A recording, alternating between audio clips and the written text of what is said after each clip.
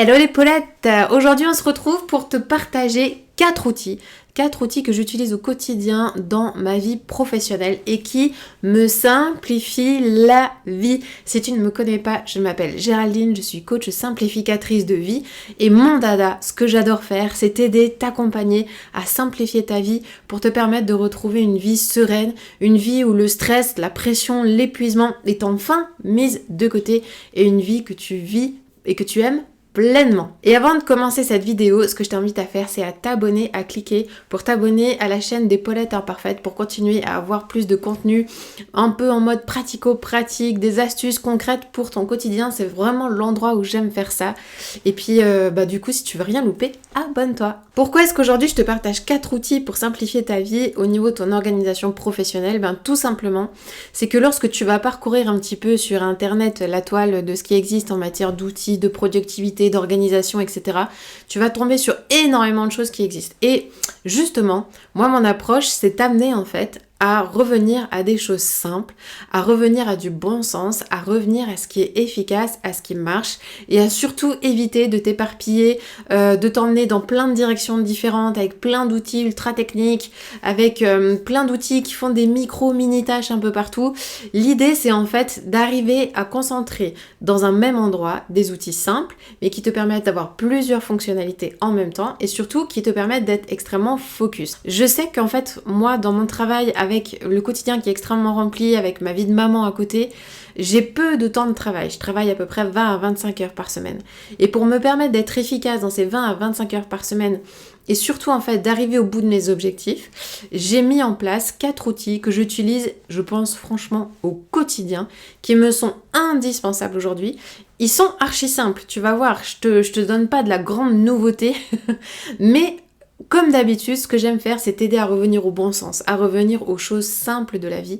Et du coup, je vais te les partager. Et puis, l'idée, c'est que, écoute, partage-moi en commentaire les outils qui t'inspirent le plus.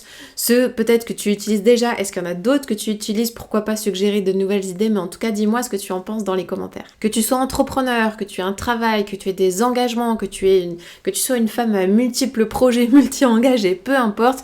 En fait, les outils que je vais te partager là, tu vas pouvoir les utiliser un petit peu partout dans ton quotidien pour te permettre de revenir à l'essentiel, te permettre de retrouver un peu plus de sérénité et te permettre aussi d'arriver à être productive et efficace dans ce qui est important pour toi. Le premier outil que j'utilise, attention, roulement de tambour, ok, il est archi simple. Cet outil, c'est un agenda. What? Mais pas n'importe quel agenda. Cet outil, c'est un agenda électronique. Alors, je te vois venir. Il y en a certaines, vous allez me dire, ouais, Géraldine, un agenda électronique, c'est pas nouveau. Moi, ça fait des plombes que j'en utilise un. Trop cool, c'est génial pour toi, continue. Mais je sais qu'il y a bon nombre d'entre vous qui en sont encore au format papier. Le bon vieil agenda papier. Aujourd'hui, il faut dire qu'il y a des trucs super sympas qui existent à ce niveau-là. Ça, je peux pas le remettre en question. Voilà pourquoi, je vais t'expliquer pourquoi est-ce que moi, j'ai choisi d'avoir un agenda électronique. Tout simplement, cet agenda électronique, je peux le retrouver sur mon ordinateur. Quand je travaille, j'ai mon agenda directement sur mon ordinateur. J'ai mon agenda sur mon téléphone. Deuxième avantage, aux deux endroits différents, lorsque j'ai pas mon ordinateur par exemple et que je n'ai que mon téléphone, je peux tout de suite voir si à quel endroit j'ai des rendez-vous professionnels, à quel endroit j'ai des rendez-vous personnels et éviter que les deux en fait se superposent l'un sur l'autre. Je sais que vous êtes plusieurs à avoir des agendas parfois séparés. Un agenda pour le pro, un agenda pour le perso. Et je sais que le conflit, le problème majeur qui va se rencontrer à ce moment-là, c'est lorsqu'en fait ces deux agendas vont se superposer. Tu vas avoir un rendez-vous pro qui va être sur le rendez-vous perso et donc du coup, mince, au moment où tu as pris ton rendez-vous perso, tu n'avais pas ton agenda pro et du coup, clac, ça coince. Ce que je t'encourage, c'est vraiment à tout réunir au même endroit. Aujourd'hui, tu peux avoir plusieurs calendriers, comme je te le disais.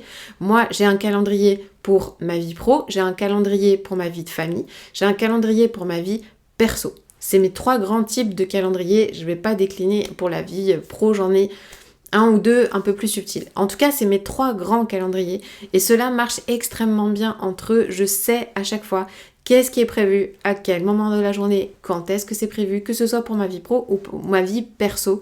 Et ça simplifie la vie. Ça me permet aussi quoi, ça me permet d'avoir cet agenda qui est partagé avec celui de mon conjoint. Et donc du coup, je vais pouvoir accéder à l'agenda de mon conjoint et lui va pouvoir avoir accès au mien. Alors pareil, je sais, vous allez me faire des réflexions en mode ouais Gerline, j'ai pas forcément envie que mon conjoint, mon mari, il ait accès à tout mon agenda. Pas de souci. En fait, tu peux compartimenter différents calendriers et par exemple donner seulement accès à ton calendrier professionnel, par exemple à ton conjoint ou personnel, peu importe, ça c'est toi qui choisis. En tout cas, ça va vous permettre d'éviter beaucoup de problèmes de communication, d'incompréhension sur des rendez-vous qui étaient prévus, que vous saviez pas, qui ont été décalés, de vous demander qu'est-ce que fait votre conjoint, pourquoi est-ce qu'il rentre pas, mais en fait il est en rendez-vous. Ah mais oui, mais vous aviez pas accès à son rendez-vous, donc du coup vous ne le saviez pas. Enfin bref, tu peux avoir plein de raisons comme ça qui vont te permettre en fait de simplifier ton quotidien. Quand tu as un agenda électronique et qu'en plus il est partagé avec ton conjoint, ça te permet déjà en fait de diminuer une grosse partie de votre besoin en communication. Ça résout pas tout, il y a quand même besoin de communiquer autour de l'agenda dans la famille, mais le fait qu'il soit partagé, ça va enlever beaucoup de questionnements et d'incompréhension, de conflits d'agenda. Donc déjà, rien que pour ça, c'est un énorme point positif. Deuxième outil que j'utilise au quotidien, c'est un outil, une application qui s'appelle Asana. C'est un outil qui va te permettre de gérer tes tâches. Voilà. Autant l'agenda va te permettre de gérer tes rendez-vous et de planifier tes tâches, on va y revenir tout à l'heure. C'est un endroit où tu peux poser ta to-do list, ok, tout ce que tu as à faire, mais où tu vas pouvoir organiser cette to-do list. Parce que, on va faire un petit point arrêt sur image, une to-do list, juste comme ça, un bout de papier sur lequel tu vas écrire vite fait tout ce que tu as à faire, je t'assure que c'est anti-productif, anti-efficace. C'est le point de départ. Noter toutes tes tâches, c'est le point de départ. Et à un moment donné, la deuxième étape, ça va être de planifier ces tâches, de les organiser, de les prioriser. Et donc pour ça, Asana, ça va être un outil qui est quand même assez excellent pour ça. Tu vas avoir différents types de projets, tu vas pouvoir organiser tes tâches en fonction de différents types de projets. Tu vas avoir un tableau de bord central où toutes tes tâches sont organisées. Tu vas pouvoir automatiser certaines tâches qui vont se rappeler à toi régulièrement.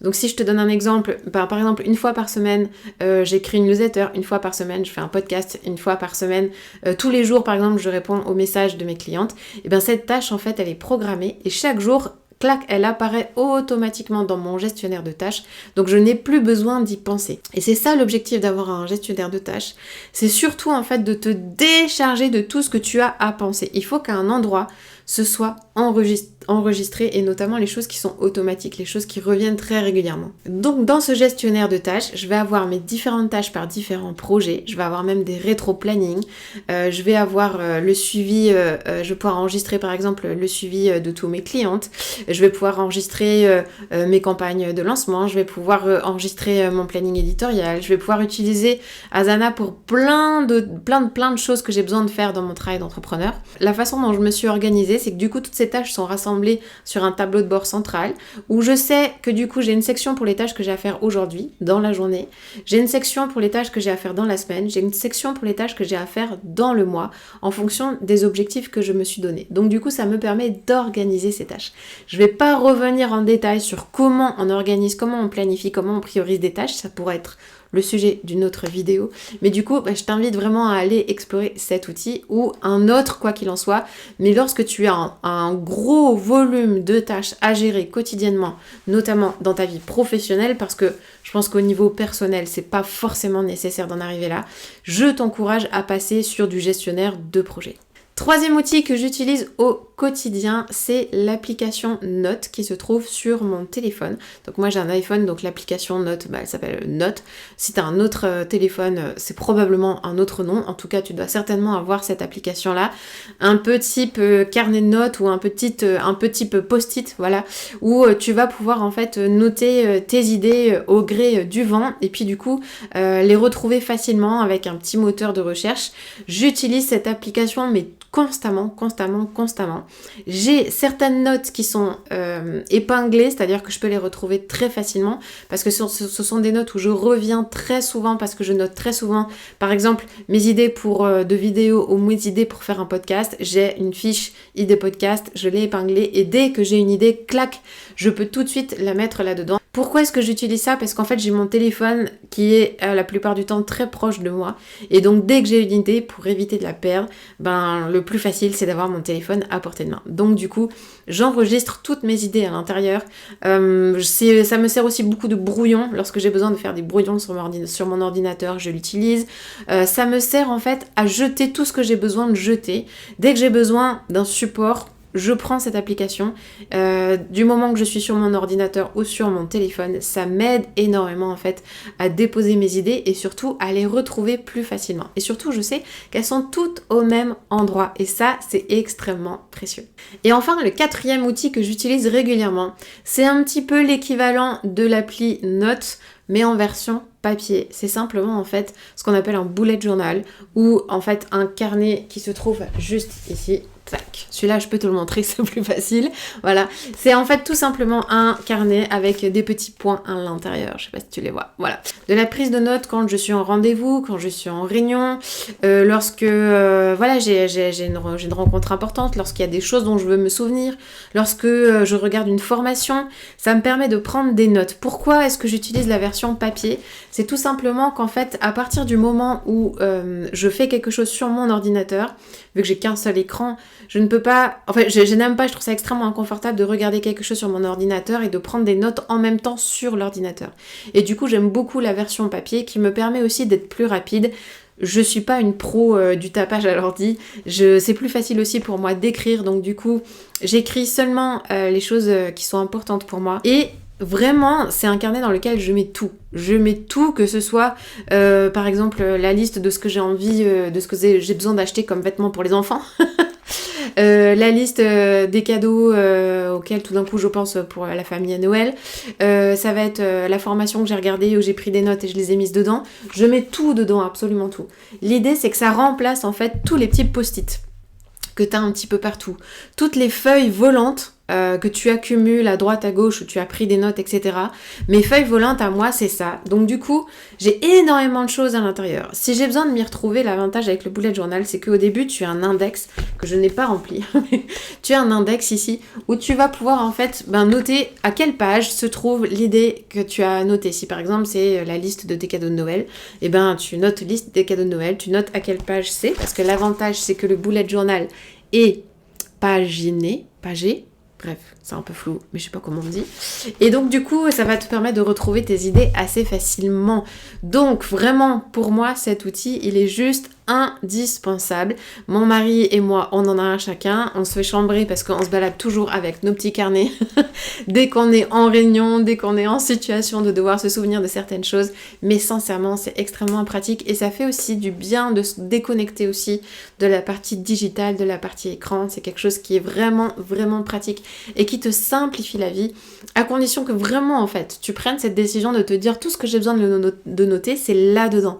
C'est pas sur des petits post-it. Voilà, je t'ai partagé les outils que j'utilise le plus au quotidien. Je sais, ce sont des outils simples, mais c'est le but. C'est de t'aider à revenir à plus de simplicité aussi dans ta vie professionnelle.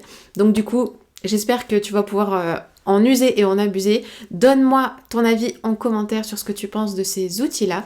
Pour rappel, si tu as envie d'avoir plus de ce genre de contenu, surtout, pense à t'abonner à la chaîne des Paulettes Imparfaites et tu peux aussi t'inscrire à la newsletter que j'envoie tous les dimanches matins, dans laquelle tu vas recevoir aussi pas mal d'astuces pratico-pratiques, aussi d'inspiration, de conseils pour continuer à simplifier ta vie. Et c'est notamment l'espace où je te partage un peu plus aussi de moi, de ma vie perso, de ma vie pro. Donc je t'encourage à t'inscrire à la newsletter et je te dis à très bientôt. Ciao ciao.